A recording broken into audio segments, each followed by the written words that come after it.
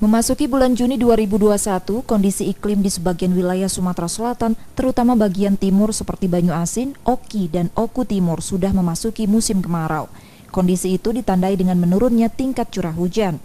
Hembusan angin kini didominasi angin timur dari wilayah Australia yang kering dan miskin uap air. Berdasarkan perakiran BMKG, musim kemarau tahun ini bersifat normal dan lebih kering dari tahun 2020, namun tidak sekering musim tahun 2019 silam.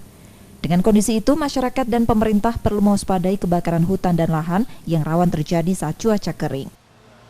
Untuk tingkat kerawanan kebakaran hutan pada tahun 2021 ini, masyarakat Sumatera Selatan, khususnya pemerintah daerah, cukup mewaspadai ya untuk kondisi tersebut karena diperkirakan memang tahun 2021 ini akan lebih kering dari tahun sebelumnya, tahun 2021 yang terjadi La Nina.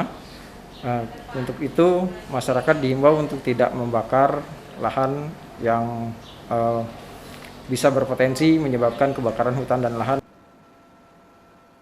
Sumatera Selatan sudah menetapkan status siaga darurat kebakaran hutan dan lahan sejak Maret lalu. Ogan Ilir, Oki, Muba, Banyuasin, Muara Enim, dan Pali masuk dalam kategori rawan karhutla.